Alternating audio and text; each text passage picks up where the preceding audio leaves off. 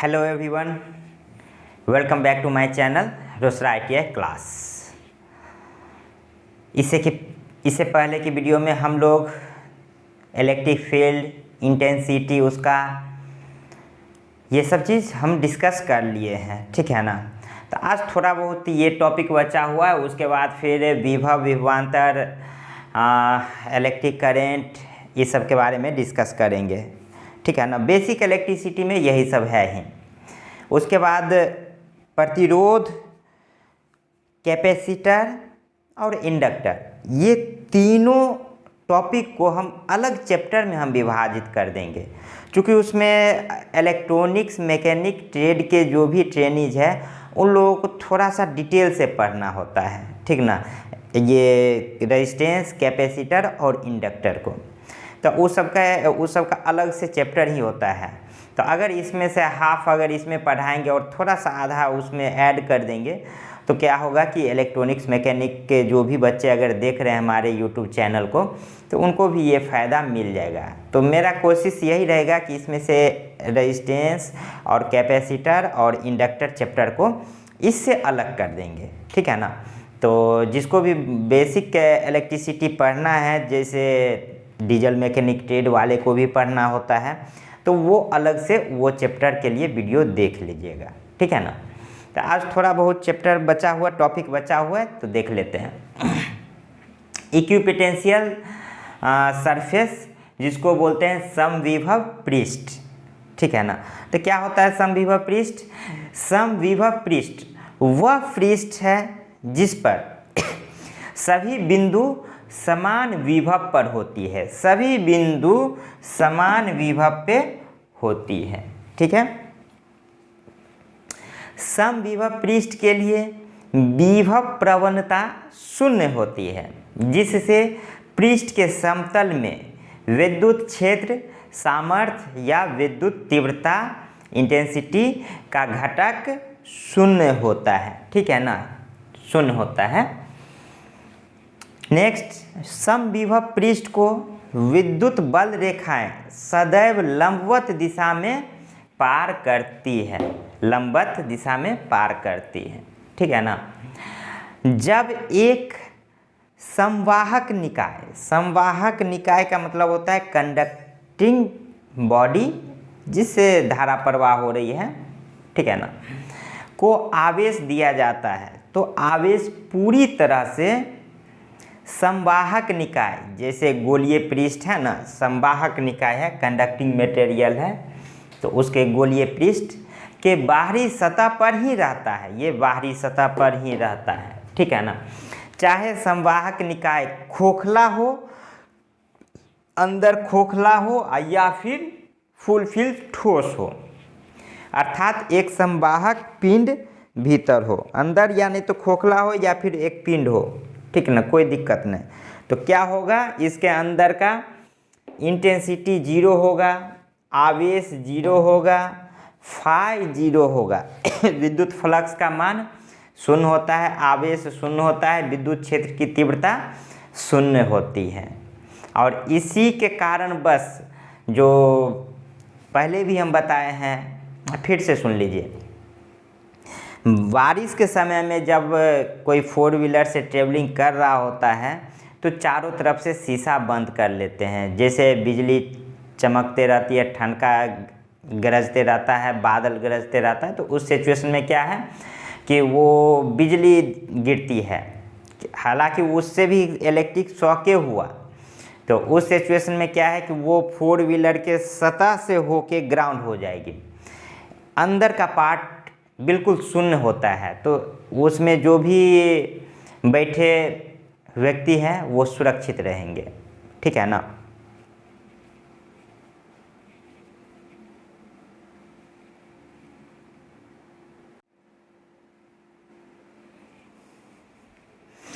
चलिए नेक्स्ट, विभव पोटेंशियल। क्या होता है विभव? आवेश को एक जगह से दूसरे जगह ले जाने में किया गया कार्य विभव कहलाता है।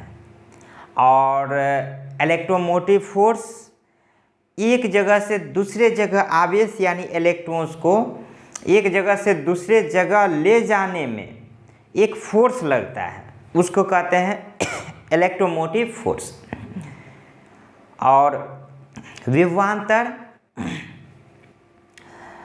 विभवों का अंतर, जैसे अगर सप्लाई हम जैसे 4000 किलोमीटर से अगर विद्युत हम लेके आ रहे हैं, क्या लग रहा है कि 4000 किलोमीटर एक सिरे पे अगर हम 11000 पावर सप्लाई देते हैं तो क्या 4000 किलोमीटर के दूसरे सिरे पे 11000 ही आउटपुट मिलेगा?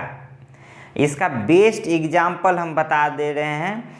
पहले ब्लैक एंड वाइट टीवी चलती थी, ठीक ना, पर्दा वाली, जो बैटरी जैसे डिस्चार्ज होती थी तो धीरे धीरे कट होते जाता था।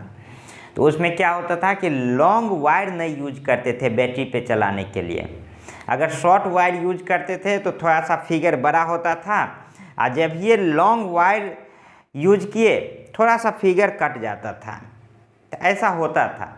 तो उससे क्या होता है कि लॉन्ग ट्रांसमिशन में विद्युत का लॉस होता है, ठीक ना।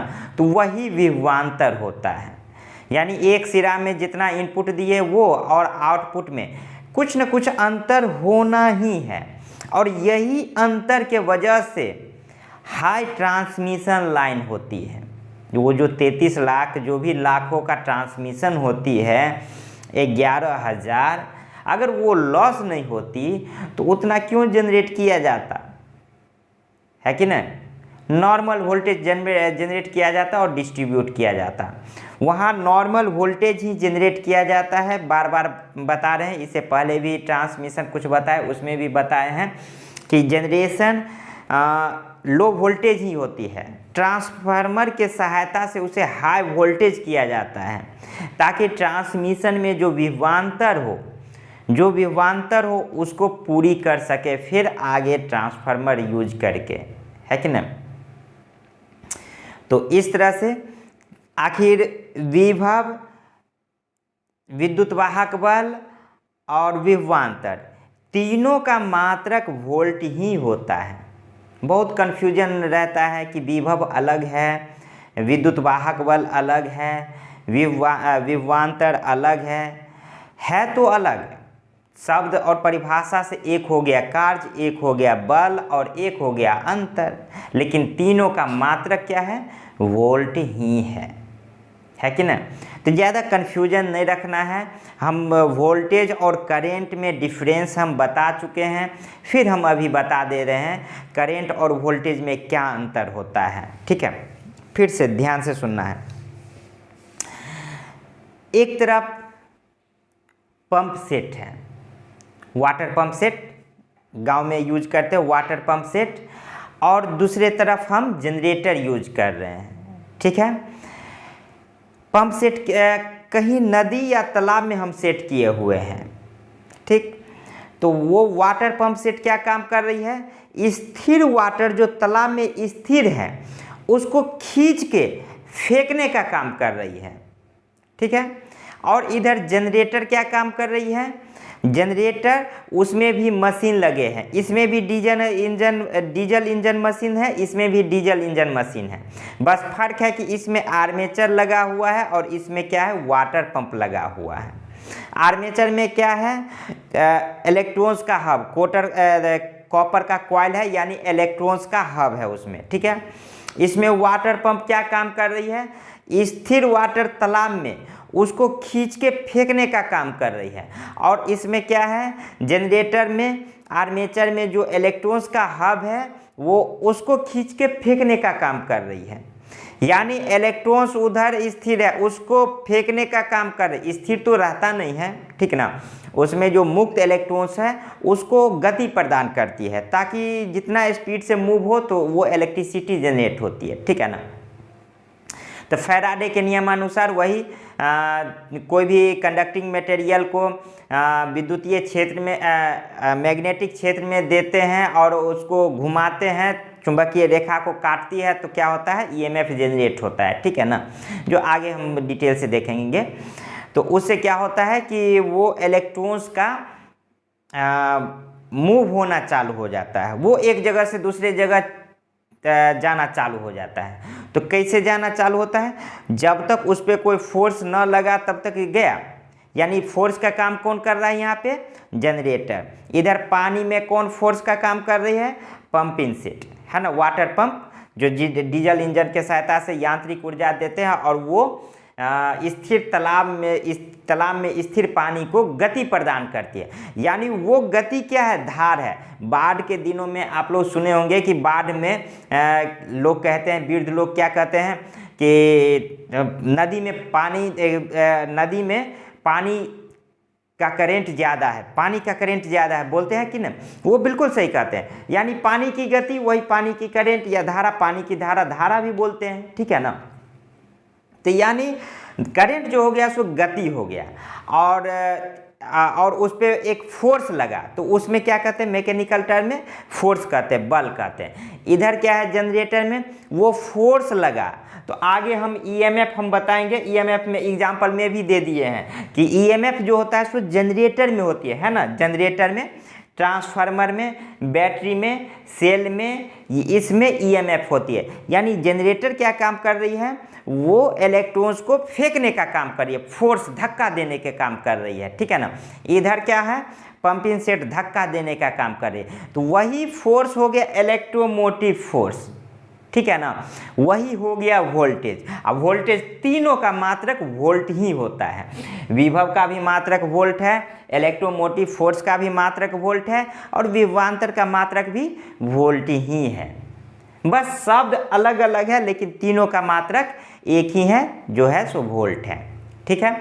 और जो पानी में गति हो रही है, स्पीड पकड़ रही है, वो क्या हो गया, धारा, ठीक है, धारा, उसका मात्रक एम्पियर, जो हम आगे बताएंगे। तो अच्छे से समझ में आ गया हो गया। एक और चीज़, जैसे गांव घर में क्या कहते हैं कि करंट लग गया, कभी वोल्टेज नहीं लगता है, करंट ही मारता है। जो भी बड़े बुजुर्ग लोग कहते हैं ना कि करंट मार दिया, वोल्टेज नहीं मारते, कुछ वो चीज़ सुन के अच्छे चीज़ ही बोल रहे हैं, वो चीज़ बिल्कुल सही कह रहे हैं। कभी भी इंसान को वोल्टेज नहीं मारता, मारता है करंट। जब तक हमारे शरीर से धारा का प्रवाह नहीं होगा तब तक हमको कुछ मतलब हम घात नहीं पहुंचेगा हमको, ठीक है ना। धारा का प्रवाह होगा तभी, ठीक है ना। जब वोल्टेज चाहे 11,000 वोल्ट भी हो, अगर हमारे शरीर से धारा का प्रवाह न होगा तब तक हमें कुछ इफेक्ट नहीं होगा। जैसे 11,000 का वायर अगर गिर गया, या उससे भी high power high tension line से तो अगर सर्किट ब्रेक होके वायर अगर गिर गया बाढ़ के दिनों में, या कभी भी दुर्घटना कोई कारणवश गिर गया, तो उस सिचुएशन में बचने का एक ही ऑप्शन होता है। वायर के अगर समीप अगर हैं तो जैसे हैं वो स्थिर हैं तो वो हमें इफेक्ट नहीं करेगा। अगर वहाँ पे वायर है और इस तरह से एक पैर आगे है और एक पैर पीछे है, तो वो झटका मार देगा, क्योंकि वो धारा का प्रवाह ऐसे करके हमारे शरीर से होके और बीच में कुछ विभवांतर हो रहा है, और विभवांतर के वजह से वो हम लोग उसके शिकार हो जाएंगे। अगर पैर ऐसे हैं, अगर हमको आगे बढ़ना है तो दोनों पैर एक साथ उठा के जंप मारना पड़ेगा। उस सिचुएशन में लाके हाई वोल्टेज भी है तो भी हम लोग सेफ रहेंगे। तो वो सुरक्षा होता है, वो सुरक्षा सिखाया जाता है इलेक्ट्रीशियन को। जब भी आगे के चैप्टर में ये सब है प्रैक्टिकली, कि हाई टेंशन लाइन अगर आगे गिर गया है, वो उसके संपर्क में हम आ चुके हैं, धरती वो ग्राउंड हो चुका है, तो उसके समीप हाई वोल्टेज होगी, और उसके समीप हाई वोल्टेज वो तो ग्राउंड ऑलरेडी है ही, वो तो ग्राउंड हो ही रहा है, वो कोई दिक्कत नहीं। लेकिन उसके समीप कुछ ना कुछ वोल्टेज लो होगा ही होगा। अगर हम उसको अगर विभवांतर दे देंगे खुद से तो हम उसके शिकार हो जाएंगे। अगर विभवांतर नहीं दिए तो हम उससे सेफ है, बिल्कुल सेफ है। तो उससे एक ही बचने का तरीका होता है, बिल्कुल सावधान की अवस्था में, जैसे दोनों पैर एक साथ हो, बिल्कुल चिपके हुए, और हमारे शरीर से धारा प्रवाह का उसको कहीं से ऑप्शन ही नहीं देना है, ठीक है ना। अगर पैर आगे पीछे, उसके आगे पीछे हो गया तो विभवांतर जनरेट हो गया, यानी उसका धारा का प्रवाह हमारे शरीर से होके गुजरेगा, तो फिर वो उसका हम शिकार हो जाएंगे, ठीक है ना। अगर आगे बढ़ना है तो दोनों पैर एक साथ उठा के जंप मारना है, कूद के उससे दूरी बनाना है, तभी हम उससे बच सकते हैं। तो ये होती है विभव, विभवांतर और इलेक्ट्रोमोटिव फोर्स, विद्युत वाहक बल। ठीक है, तो इसके बारे में देख लीजिए क्या है। विभव पोटेंशियल, एकांक आवेश को एक सिरे से दूसरे सिरे तक ले जाने में किया गया कार्य विभव कहलाता है। वही बात है, ले जाने में, इलेक्ट्रॉन्स को एक जगह से दूसरे जगह ले जाने में किया गया कार्य, ठीक है ना, वही विभव कहलाता है। पोटेंशियल विभव कहलाता है। एक जगह से दूसरे जगह जैसे धक्का दे दिया गया तो उसमें कुछ एनर्जी रहेगा तभी ना, तो वही पोटेंशियल। तो जितना धक्का लगेगा उसमें जितना एनर्जी है तो वही एक तरह से एनर्जी हो गया, है कि नहीं। एक तरह से जितना उसमें पावर रहेगा वो आगे बढ़ेगा, तो वही हो गया किया गया कार्य। तो इसका जो V इक्वल्स टू होता है W/Q, जिसका मात्रक होता है जूल पर कूलम यानी वोल्ट होता है। ठीक है, नेक्स्ट होता है विद्युत वाहक बल। इसको शॉर्ट फॉर्म में इस तरह से लिख सकते हैं V/W, जिसका इंग्लिश होता है इलेक्ट्रोमोटिव फोर्स EMF, या फिर कहीं कहीं दे दिया जाता है इलेक्ट्रोमैग्नेटिक फोर्स। ठीक है ना, तो मोटिव फोर्स, अब मैग्नेट जनरेट करके ही उसमें फोर्स दिया जाता है। ठीक ना, कॉइल में मैग्नेटिक फील्ड ही जनरेट होता है, ठीक ना, और उसी के थ्रू उसमें फोर्स लगती है, तो हम कह सकते हैं इलेक्ट्रोमैग्नेटिक फोर्स भी। ठीक है, तो ये क्या हो गया, किसी चालक पदार्थ में इलेक्ट्रॉन प्रवाह के लिए लगाया गया बल को ही इलेक्ट्रोमोटिव फोर्स कहते हैं। ठीक है, इलेक्ट्रॉन्स प्रवाह के लिए लगाया गया बल, इलेक्ट्रॉन्स तो चूंकि जनरेटर के मतलब आर्मेचर में स्थिर है, उसमें लगाया गया फोर्स है।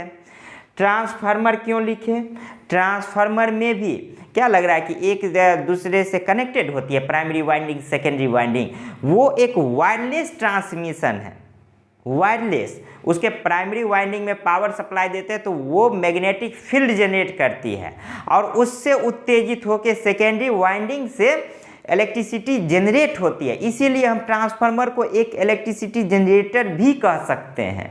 अगर कॉन्सेप्ट क्लियर हो तभी ये जवाब देना है, अन्यथा नहीं जवाब देना है। ट्रांसफार्मर बस ट्रांसफर करती है बिजली का। ट्रांसफ़र कैसे करती है, वो तो सेकेंडरी वाइंडिंग में वो उत्पन्न ही होती है बिजली उत्तेजित होके, है कि नहीं। तो वहाँ भी क्या होती है, विभव ही जनरेट होती है। तो ये ट्रांसफार्मर भी हो गया। सेल क्या हो गया, सेल और बैटरी, सेलों के समूह को ही बैटरी कहते हैं। तो वहाँ से भी पोटेंशियल जनरेट होती है, वहाँ से भी विद्युत वाहक बल मिलती है, तभी इलेक्ट्रॉन्स का प्रवाह होता है। ठीक ना, तो ये इसी का एग्जाम्पल हो गया।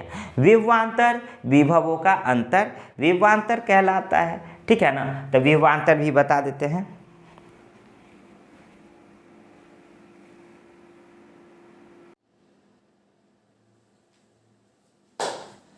विभवांतर पोटेंशियल डिफरेंस, ठीक है, वही विभवों का अंतर विभवांतर कहलाता है। ठीक है ना, किसी चालक में विद्युत धारा गुजारने पर उसके सिरों के विभवों में कुछ अंतर उत्पन्न हो जाती है। ठीक ना, जैसे हम बताए हैं, जिसे विभवांतर कहते हैं, यानी पोटेंशियल डिफरेंस। इसका भी एक मात्रक जो होता है सो वोल्ट ही होता है। जैसे ए सिरा पे 10 वोल्ट सप्लाई दिए, बी सिरा पे 9 वोल्ट आया, है ना, तो विभवांतर क्या हो जाएगा, 10 माइनस 9 यानी 1 वोल्टेज का विभवांतर हो गया। ठीक है ना, कुछ नोट्स हैं इसके बारे में अच्छे से ऑब्जेक्टिव में और वीवीआई ऑब्जेक्टिव में आते हैं, वीवीआई नोट्स है। पहला देखते हैं, ईएमएफ का मान जो होता है सो हमेशा नियत होता है। आप जब भी जनरेटर से कनेक्ट करें या फिर बैटरी से कनेक्शन करें कोई लोड को, कोई डिवाइस को, तो वोल्टेज नहीं घटेगा। जहां से मतलब जनरेटर से जो अगर कनेक्शन करेंगे तो वहां से वोल्टेज नहीं घटेगा, वो जो फोर्स जो रहता है ना वो कांस्टेंट ही रहता है। ठीक है, ईएमएफ का मान कभी शून्य नहीं होता है, चाहे आप बैटरी से कोई लोड कनेक्शन कर ले तब या फिर नहीं करे तब। मल्टीमीटर से मेजर करने पे उसका विभव जो है ईएमएफ का मान ऑलवेज टाइम उतना ही रहता है, तो शून्य नहीं हो सकता है। धारा प्रवाह शून्य होने पर भी, जैसे कोई लोड कनेक्ट करते हैं बैटरी से, तब जाके धारा का मान बताती है। धारा का मान कैसे मेजर करते हैं एक बार हम बता देते हैं सर्किट से। जैसे ये हमारा सेल है, ठीक है, ये सेल है। अब ये सेल से कोई बल्ब हम कनेक्शन कर लिए, तो धारा का मान हमको यहाँ पे मिलेगा, यहाँ पे ए मीटर लगाना पड़ेगा, तब जाके धारा का मान बताएगा। तो धारा का मान तभी बताएगा जब यहाँ से सर्किट कंप्लीट है तब। अगर यहाँ से ब्रेक कर देंगे तो भी धारा का मान शून्य हो जाएगा, या फिर यहाँ कंप्लीट रहे और यहीं पे ब्रेक कर देंगे तो भी धारा का मान शून्य बताएगा। लेकिन वोल्टेज जो होता है, विभव बोलते हैं या फिर इलेक्ट्रोमोटिव फोर्स, यहाँ पे मेजर करेंगे पैरेलल, यहाँ पे एक सिरा एक ही सिरा, यहाँ पे मल्टीमीटर का एक पॉजिटिव प्रोब्स एक निगेटिव प्रोब्स यहाँ पे देंगे, तब क्या होगा कि यहाँ का ईएमएफ शो करेगा। चाहे ये सर्किट यहाँ से ब्रेक हो जाए या दोनों ब्रेक हो जाए, कोई दिक्कत नहीं, यहाँ पे वोल्टेज देगा ही देगा। और एम्पियर जो होता है सो सीरीज में कनेक्शन किया जाता है। सीरीज में जैसे ये वायर यहाँ से जा रही है, तो ये वायर को, जैसे ये वायर है ना ऐसे, तो इसको ब्रेक किया जाता है, इसको कट किया जाता है। और एम्पियर मीटर का दो टर्मिनल होता है, या मल्टीमीटर का पॉइंटर एम्पियर पे डालेंगे और उसके बाद उसका पॉजिटिव प्रोब्स निगेटिव प्रोब्स उल्टा भी हो जाएगा तो चलेगा। एक यहाँ पे एक यहाँ पे कनेक्शन करेंगे, तब मल्टीमीटर में क्या होगा कि करंट रीडिंग देगा। तो उसमें ये कंडीशन है कि ये अगर ब्रेक हो गया तो करंट रीडिंग 0 बताएगा, ये ब्रेक हो जाएगा तो करंट रीडिंग 0 बताएगा। अगर मल्टीमीटर का अगर हम वोल्टेज रीडिंग करते हैं तो मल्टीमीटर को, जैसे डीसी है तो भी के ऊपर कांस्टेंट लाइन होगा मल्टीमीटर में, तो उस पे ले जाएंगे पॉजिटिव प्रोब्स और निगेटिव प्रोब्स। अगर उसके पॉजिटिव प्रोब्स पॉजिटिव टर्मिनल पे न रह के निगेटिव पे चले जाए और निगेटिव प्रोब्स पॉजिटिव टर्मिनल पे आ जाए, तो घबराने की बात नहीं है, मल्टीमीटर खराब नहीं होगा, बल्कि वो निगेटिव में वोल्टेज का मान दर्शाएगा। जैसे अगर 3.7 वोल्ट होगा ना, तो -3.7 वोल्ट दर्शाएगा। 10 वोल्ट होगा, 12 वोल्ट होगा तो -12 वोल्ट दर्शाएगा। तो इसीलिए अगर उसका उल्टा भी कनेक्शन हो जाए तो घबराने की बात नहीं है। लेकिन उसमें और यहाँ पे फिर वोल्टेज ड्रॉप कम होगा। यहाँ पे अगर मल्टीमीटर का पॉजिटिव निगेटिव प्रोब्स लगाएंगे और वोल्टेज रीडिंग लेंगे तो यहाँ पे कम होगा, वही विभवांतर होता है। और यहाँ पे एम्पियर कनेक्शन करेंगे या फिर यहाँ पे सर्किट, कहीं भी सर्किट को ब्रेक करके एम्पियर करंट रीडिंग लिया जाता है। तो वही बतलाया जा रहा है यहाँ पे कि ईएमएफ का मान कभी शून्य नहीं हो सकता है, धारा प्रवाह शून्य होने पर भी। धारा का प्रवाह कब शून्य होगा? जब सर्किट ब्रेक होगा तब। यहाँ से सर्किट ब्रेक होगा तब धारा का प्रवाह शून्य होगा। तो भी वोल्टेज जो है, ये वोल्टेज यहाँ का ईएमएफ होता है बैटरी के समीप, न कि यहाँ पे लोड के समीप। लोड वोल्टेज को ईएमएफ नहीं कहेंगे, ठीक है ना, इसको कहेंगे ईएमएफ। बैटरी के समीप, जनरेटर के समीप, ट्रांसफार्मर के समीप, ठीक ना। तो ये ऑलवेज टाइम कांस्टेंट रहती है। इसका मान धारा प्रवाह हो या न हो उससे कोई मतलब नहीं है, ये यहाँ पे मान देगा ही देगा, ठीक है ना। विभवांतर का मान धारा के घटने या बढ़ने पर क्रमशः घटता या बढ़ता है। धारा का मान घटेगा या बढ़ेगा तो विभवांतर का मान घटता और बढ़ता है। विभवांतर यानी यहां से यहां तक कुछ लॉस, कुछ अंतर।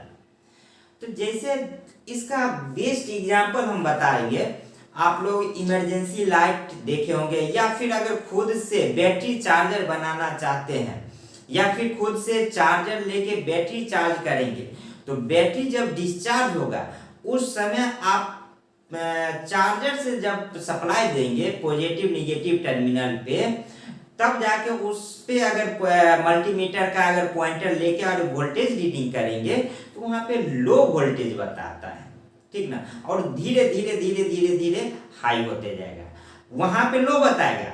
अब फिर वही चार्जर के समीप लेके जाएंगे तो जितना चार्जर का वोल्टेज होगा उतना ही दिखाएगा, यानी इतना ही दूर में अंतर वो दिखा देगा मल्टीमीटर। जबकि इतना दूर में क्या फर्क है, यहाँ तो कोई लोड नहीं है, वो बैटरी के समीप जाने के बाद वो लो वोल्टेज दिखाएगा। यहाँ पे अगर चार्जर के समीप लेके आएंगे तो वो जितना चार्जर का आउटपुट वोल्टेज होगा उतना दिखाएगा। तो वही चीज है जहां पे, क्यों, क्योंकि वहां पे धारा का मान बढ़ जाएगा तो बढ़ेगा, तो फिर वो वोल्टेज रीडिंग विभवांतर भी बढ़ जाएगा।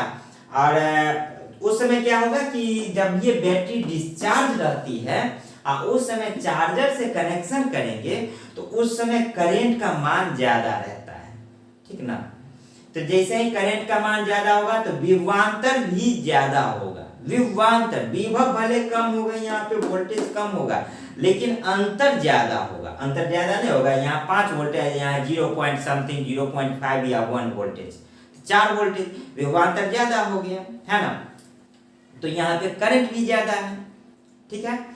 अगर यहाँ पे जैसे बैटरी डिस्चार्ज हो गया, आपने जैसे 3.7 वोल्ट का बैटरी है, चार्ज हो गया, यहाँ पे जैसे 5 वोल्टेज है, चार्ज हो गया तो विभवांतर कम है, तो यहाँ पे करंट का भी मान कम होगा।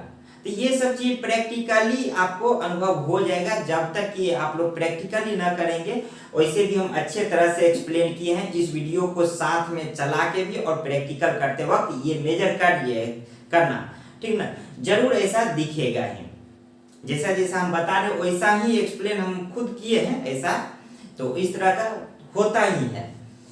तो विभवांतर का मान जो है सो धारा के घटने तथा बढ़ने पर क्रमशः घटता एवं बढ़ता है। बेस्ट एग्जांपल बताए हैं, चार्जर से बैटरी जब चार्ज करेंगे तब उस समय धारा का मान कब ज्यादा होगा, जब बैटरी डिस्चार्ज हो और उसको चार्ज में लगाएंगे तब धारा का मान ज्यादा होगा, तो विभवांतर का मान भी ज्यादा है। विभवांतर का मान ज्यादा होगा तो धारा का मान भी ज्यादा, ठीक ना। अब विभवांतर का मान कम तो धारा का भी मान कम, है ना। तो विभवांतर के बारे में यहाँ पे डिस्कस किए। परिपथ में धारा का प्रवाह शून्य होने पर, परिपथ में धारा का प्रवाह शून्य होने पर, कब शून्य होगा धारा का प्रवाह, जब सर्किट ब्रेक होगा तब। तो शून्य होने पर विभवांतर का मान शून्य हो जाता है। जब धारा का प्रवाह अगर शून्य हो गया तो यहाँ से वोल्टेज यहाँ तक आ पाएगा, नहीं आ पाएगा। तो क्या विभवांतर कुछ होगा, नहीं होगा, तो विभवांतर शून्य ही न होगा, है ना। तो धारा का प्रवाह अगर शून्य हो गया तो विभवांतर ऑटोमेटिकली शून्य होगा ही होगा। अच्छे से समझ में आ गया होगा। और कोई दिक्कत हो तो कमेंट सेक्शन में जरूर लिखे, ठीक है ना। जहां अगर हो सकता है बोलने में कहीं हमसे मिसिंग हो गया हो तो वो भी जरूर कमेंट सेक्शन में लिखे। जैसा भी डाउट हो जरूर, और इलेक्ट्रीशियन से जहां जो भी डाउट हो जरूर कमेंट सेक्शन में लिखे, हम उस पर जरूर डिस्कस करेंगे एकदम डेफिनेटली। अब इस पे एक क्वेश्चन है, एक लंबी सॉफ्ट आयरन की छड़ एक सिरे पर 8 वोल्ट की धारा प्रवाहित की जाती है। एक सिरा पे 8 वोल्ट की धारा प्रवाहित की जाती है, किंतु दूसरे सिरा पर 5 वोल्टेज की धारा पहुंचती है। यानी 8 हम सप्लाई देते हैं एक सिरा पे और दूसरे सिरा पे हमको 5 वोल्टेज मिलती है। तो विभवांतर पूछा जा रहा है, तो क्या हो जाएगा विभवांतर, विभवों का अंतर, supply voltage minus load voltage. Supply 8 voltage है और लोड वोल्टेज 5 है, तो क्या हो जाएगा विभवांतर बराबर, लिख देते हैं विभवांतर बराबर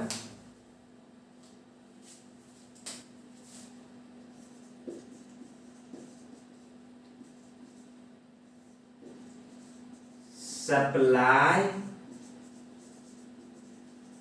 या input voltage minus load voltage, sorry ये नहीं, लोड और सप्लाई में अंतर हो जाएगा कुछ, जो हम आगे इस पे बताएंगे। सीधे बस एक सिरा पे जो इनपुट में दिया गया वोल्टेज और माइनस दूसरे सिरा पे आउटपुट में लिया गया वोल्टेज। तो यानी क्या है, इनपुट में दिए हैं कितना 8 वोल्टेज है और आउटपुट कितना है 5 वोल्टेज, यानी क्या हो जाएगा विभवांतर 3 वोल्ट हो जाएगा आंसर। ठीक है,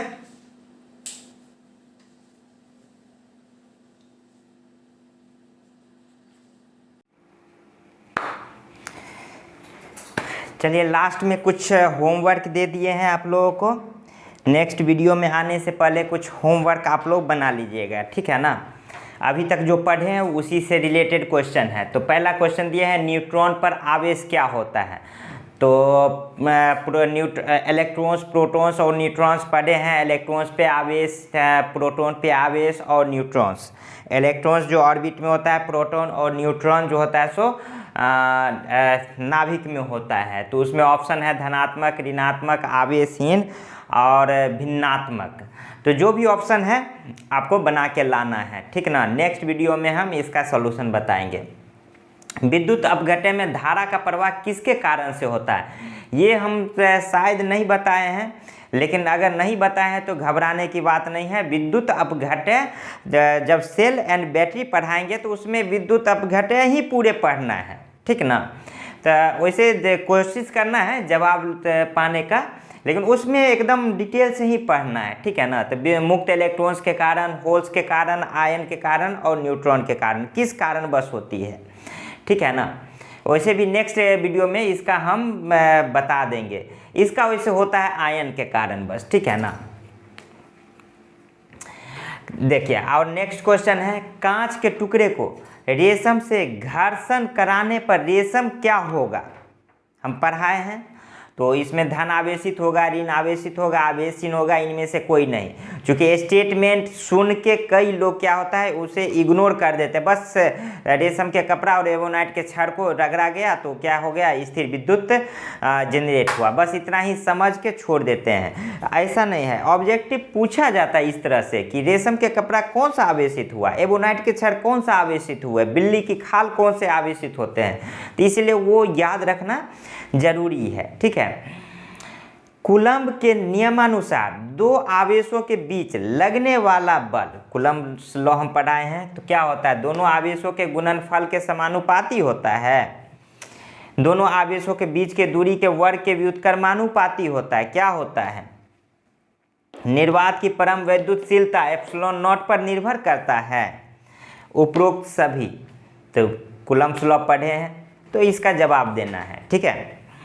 विद्युतीय बल रेखाएं खत्म होती है, विद्युतीय बल रेखाएं खत्म होती है कहाँ से, धन आवेश से शुरू होकर ऋण आवेश पे, या ऋण आवेश से शुरू होकर धन आवेश पे, या अनियंत्रित होती है, या इनमें से कोई नहीं।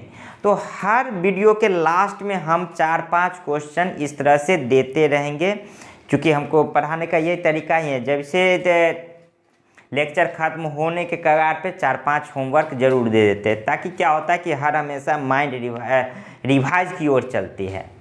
तो इससे अच्छा रहेगा आप लोगों के लिए भी, और इसी तरह से अच्छे से पढ़ाई करें। आई होप कि अच्छे से समझ में आ गया होगा। इसी के साथ हम विराम करते हैं यहीं पे। धन्यवाद, जय हिंद।